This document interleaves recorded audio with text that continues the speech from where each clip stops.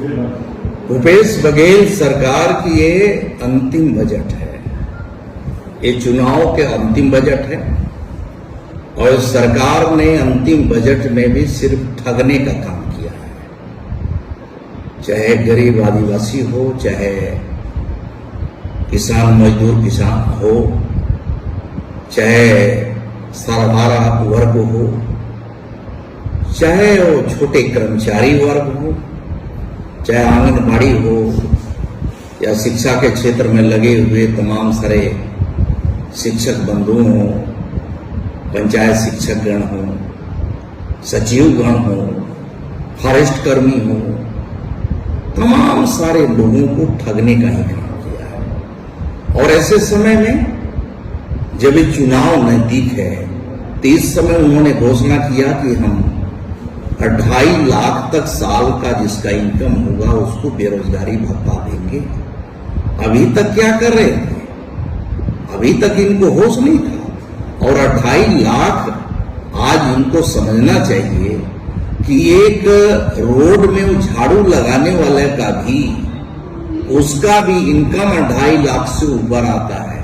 तो क्या उसके परिवार के उस बच्चे को जो बेरोजगारी काल गुजर रहा है उसको बेरोजगारी भत्ता नहीं मिलना चाहिए? ये किसको बता रहे हैं? तो इसी प्रकार से आवासहीनों को भारतीय जनता पार्टी ने पूरे गांव-गांव हमारे कार्यकर्ताओं ने जाकर के आवासहीनों के आवाज को बुलंद करने का काम किया है। उससे घबरा करके भूपेश बघेल सरकार ने उन आवासहीनों को चिंता करना चाहिए, लेकिन चिंता करने के जगह में सिर्फ एक सर्वे, उनका सर्वे कराने का निर्णय दिया कि हम सर्वे कराएंगे। अफसोस की बात है कि सर्वे के बाद क्या करेंगे? आपने कौन सा बजट प्रावधान किया? 5,000 करोड़ से ऊपर का बजट अगर आप इसमें रखे होते तो लोगों को लगता कि वास्तव में जो भूमिहीन लोग हैं, गरीब लोग हैं, आवासहीन है, उनके आवास की चिंता आपने किया है। तो ये तो सिर्फ ठगने का काम किया है। और मुझे ऐसा याद आता है कि अली बाबा 40 चोर, ये पूरा गिरोह के रूप में ये सरकार पूरे काम कर रही है।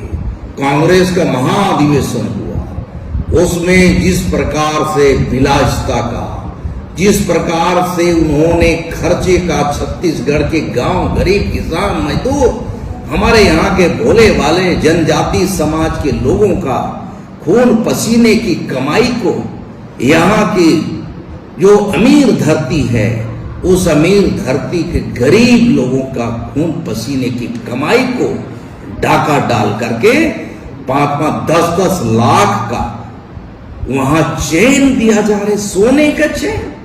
और ऊपर से कहा जा रहा है कि यहाँ के गरीबों का बनाया हुआ चेन, सोने का चेन दिया जा रहा। अफसोस जिस सरकार के मुखिया की इस तरह की मानसिकता होगी, मैं समझता हूं वो सरकार के रहते हुए प्रदेश को कंगाल तो होना ही है और कंगाल की ओर सरकार जो है ले जाने का काम कर रही है।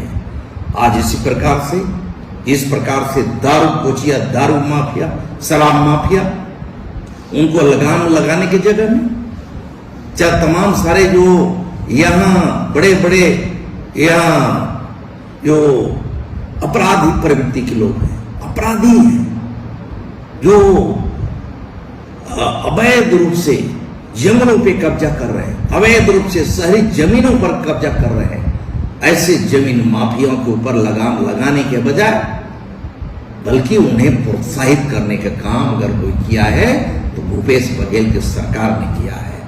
और इन सब को देखते हुए प्रदेश की जनता आने वाला चुनाव में निश्चित इनको सबक सिखाएगी, इनको होश ठिकाने लगाएगी।